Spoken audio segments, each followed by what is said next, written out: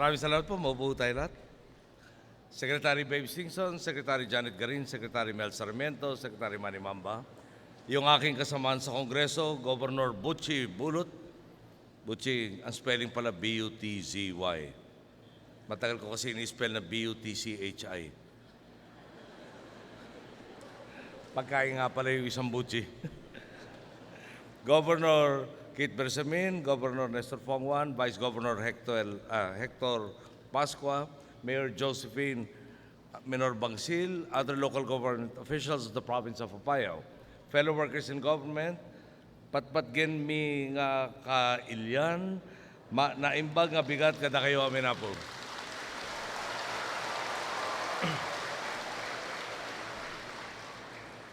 Hayaan nyo, ikwento ko lang ho sa inyo. Nang imbitahan po ako ng butihing Governor Bulot na magpunta dito, binigyan niya ako ng tinawag niyang 12 good reasons to go to Apayao.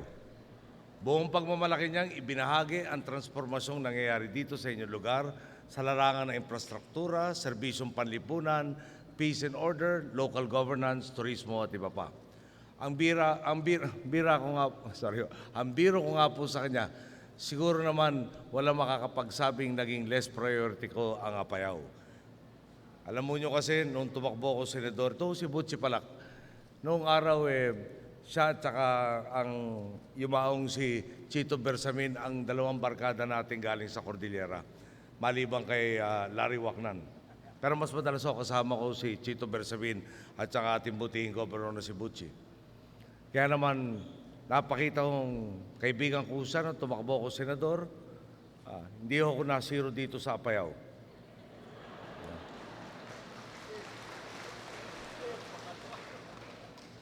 Hindi ko na sasabihin sa inyo kung pangilan ako dito sa Apayao.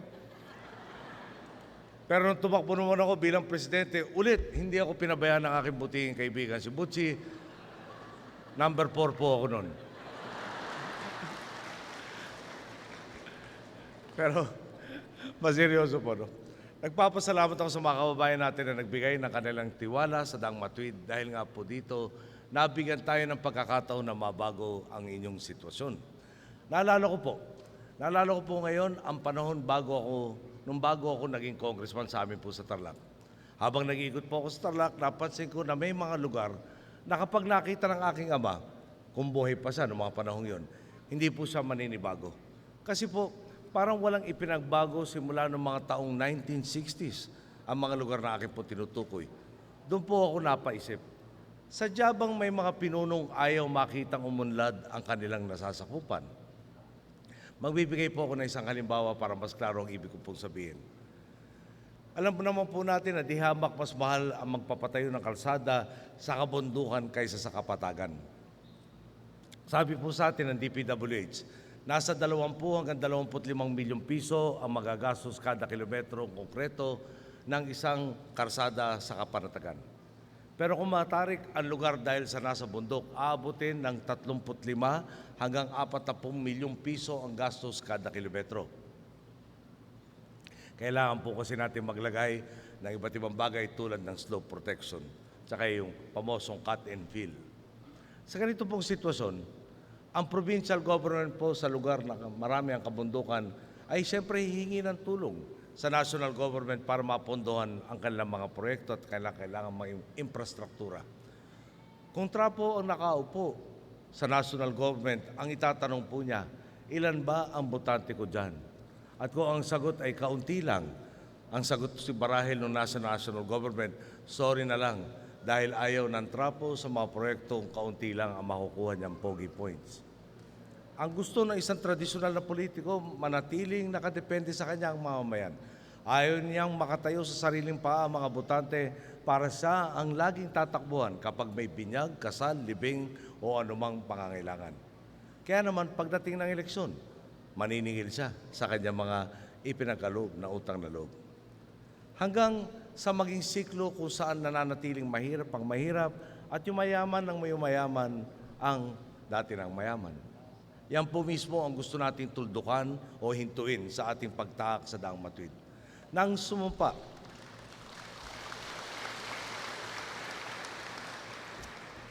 Nang sumumpa ako sa aking tungkulin bilang Pangulo, sinabi ko sa harap ng buong sambayanan at ng Diyos, magiging makatarungan ako sa bawat tao at itatalaga ang sarili sa paglilingkod sa buong bansa. Bawat tao, binoto man ako o hindi, kaibigan ko man o kalaban, sumusuporta man sa akin o bumabatikos, ako ang kanilang Pangulo at sila ang aking boss.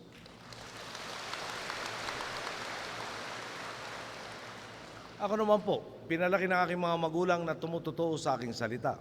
Bilang patunay, pag-usapan natin ang ilan sa sinasabi nga ng kasamahang Butchie ng kanyang good reasons to come to Apayao. Bago po tayo nagpunta dito, nagsagawa muna tayo ng inspeksyon sa Far North Luzon General Hospital and Training Center. Alam niyo, sa pangalan pa lang, di ba kadalasan ay pinapangalan sa tao, pinapangalan sa isang santo. Dito po, Far North, parang napakalayo talaga noong ospital na to. Kanina nga ho, nabanggit sa atin, pupunta doon yung isang may bahay para manganak, sasabihin kulang ang kagamitan, tumuli ka sa Cagayan 3 oras. Siguro marami napanganak sa gitna ng Far North at saka ng ospital sa Cagayan. Kitang-kita po natin kanina kung paanong nagbago ang Far North Hospital sa ilalim ng ating Health Facilities Enhancement Program. Siguro po, yung iba sa inyo, naalalang nagsimula ang ospital na ito sa isang lumang public school building na 4 lang ang kwarto. Sa HFEP, napaglaanan natin ito ng 23.0.8 million pesos para sa infrastructure upgrading noong 2011 at ng 26.5 million pesos naman para sa equipment upgrading ng taong 2014. Ngayon pa nga po, ang dating 35-bed capacity ay naitaas na natin sa 100-bed capacity. Meron na ring magagamit na x-ray machines, patient monitors, continuous positive airway pressure machine, heavy-duty examination lights, at iba pa. Ongoing na rin po ang construction ng kanilang solid waste management plant. Sa 2015, HFEP naman, nakapaglaan na ng kabuoang 25 million pesos para sa kanilang proposed 4-story ward.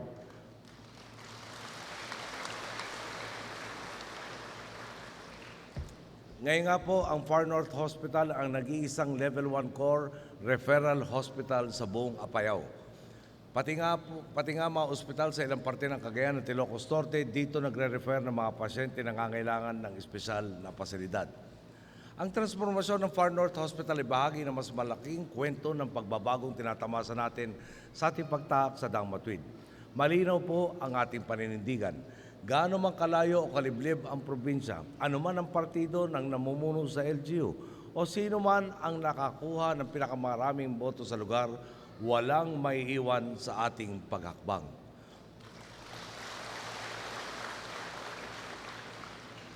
Dito nga po sa Apayao, mahigit 7.5 billion pesos ang kabuuang halaga ng pondong nailaan natin para sa pagtatag ng mahalagang infrastruktura. Simple lang po ang mga naging gabay natin sa pagpili ng mga proyektong ipapagawa para sa inyo. Tugunan ang pangangailangan sa tamang proseso, ng tamang proyekto, sa tamang lugar gamit ang tamang materyales at disenyo at isinagawa ng mga tamang tao. Dahil napalakpak ko si Governor Kit at si Governor Pongwan, palagay ko po ibig sabihin nun, hindi rin napabayaan ang kanilang mga lalawigan. Isa pong halimbawa niyan, ang Kabugaw, Pudtol, Luna, Cagayan Boundary Road Project. Bukod sa upgrading ng 52.15 kilometrong karsada, kasama rin po dyan ang pagpapatayo ng Mangoli, Paco at Nagan Bridges. Kapag nakompleto po ang proyekto ito, ang biyaheng inaabot natin ng 5 oras mula Lower Apayao hanggang Upper Apayao, pinapangako po sa atin magiging 2 oras na lang.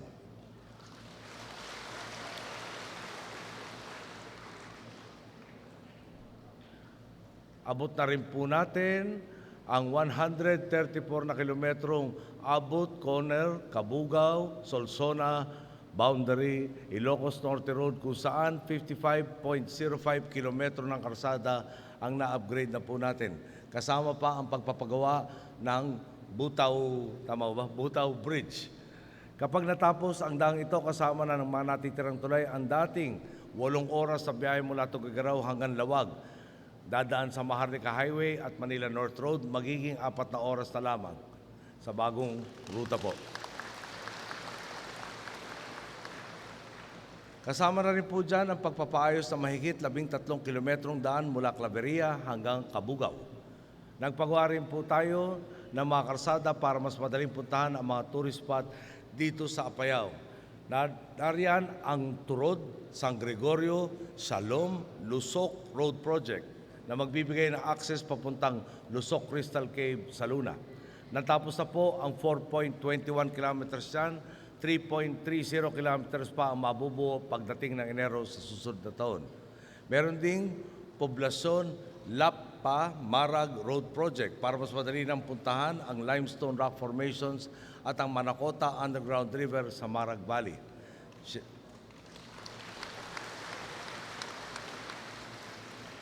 Kaya yung tourist guide natin, palagay ko, dadami ang kanyang may impok na allowance. Siyempre po, hindi lang naman titingin sa magandang tanawin ng mga darating na mga turista dahil magbubuk sila sa hotel, magbabayad ng tour guides, mamimili ng mga produkto dito sa Apayao. Resulta, mas maraming oportunidad po para sa inyo. Mula 2011 hanggang 2015 naman, 215.33 million pesos ang suma total na pondong inilaan natin sa pagpapagawa ng iba't ibang farm-to-market roads or FMRS dito po sa inyong probinsya. Noong 2013 pa lang, tapos na ang rehabilitasyon at pagpapaunlad ng Santa Filomena FMR sa Kalanasan at ng Kakalagan Malibang FMR sa Pudtol nitong Hunyo. Ay. Kung nagkakamali ako sa pagpigas, pasensya na po kayo. Dinadahan-dahan ko baka yung magandang sinasabi maging mura eh. Nito pong Hunyo, 2015 naman, natapos na ang Bulwan Daga FMR sa Conner. Sa kabuuan nga po, mahigit 700 farmer households na nakikinabang sa mga proyekto pong ito. Kanina po ay laking tuwa ko nung narinig yung ating kapatid na magsasaka mula 70 kabans.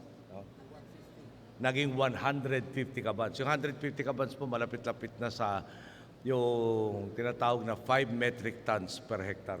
Tagal na po natin target yan. 4,700, bali 4.785 tons na po yung nakukuha niya. Kaya kakalampagin ko po si Secretary Alcala, kapraso na lang, baka maabot na natin sa wakas, yung 5 tons per hectare. Siyempre po, kasabay ng pagpapatay ng infrastruktura, patuloy din po natin pinalalawak ang mga serbisyong panlipunan upang mabigyan kayo ng higit na kakayang abutin ang inyong mga pangarap at makiambag sa ating mga kolektibong layunin. Nitong Agosto, 7,867 kabahayan na ang nakikinabang sa ating Pantawid Pamilya Pilipino program dito po sa Apayao. Kumbaga nga po, sa isang popular na kasabihan, tinuturuan nating mangisda ang ating mga kababayan imbis na binibigyan lang ng isda, kung hindi man paminsan-minsan ay minsan lang. Yan po ang pagkakaiba natin sa mga trapo. Binibigyan po natin ng lakas ang ating mga boss dahil ayaw nating manatili silang umaasa sa mga paambong biyaya. 715 naman po graduate sa Training for Work Scholarship ng TESDA dito po. Meron din tayong 228 graduates na nakapagtapos sa tulong ng Private Educational Student Financial Assistance Program. 225 naman na nagtapos sa Special Training for Employment Program. Lahat po sila may sapat na kakayahan at kalaman para maghanap ng mas magandang pagkakakitaan. Makakatulong sila sa kanilang pamilya, sa kanilang komunidad at sa ating pong bansa. Ganyan po ang siklong pinasimulan natin sa Daang Matuwid para masigurong hindi mapuputol ang pagangat ng ating mga kababayan. Inaalagaan din natin ang kanilang kalusugan. Alam naman po natin na pwedeng mag-back to zero ang mga kababayan natin kapag tinamaan ng karamdaman. 113,408 individuals po ang covered ng PhilHealth dito po sa Apayao. Batid po nyo, nilawakan na natin yung dami ng tao sa PhilHealth, nilawakan pa natin yung mga karamdamang saklaw ng PhilHealth. Batid din po natin na anumang pagsisikap ng ating mga kababayan pwedeng masayang kung mayroong kaguluhan. Sa pagunlad nga po ng mga kalsada dito, mapapadali ang pagpapatrolya ng pinagsanib na AFP at PNP. At mapapabilis ang kanilang pagresponde sa mga ulat ng krimen o sa disaster reduction man lang. Doble kayo din po ang ating uniformadong hanay upang magipit ang masasamang loob. Sa katunayan nga po, dati 433 ang total crime volume noong taong pong 2014. Naibaba na po to sa 197 sa kasalukuyan. Simula din noong Pebrero ng 2010, declared peaceful and ready for further development na ang Apayao. Hanggang ngayon nga po ay wala pang naiulat na NPA-initiated violence dito po sa inyong probinsya.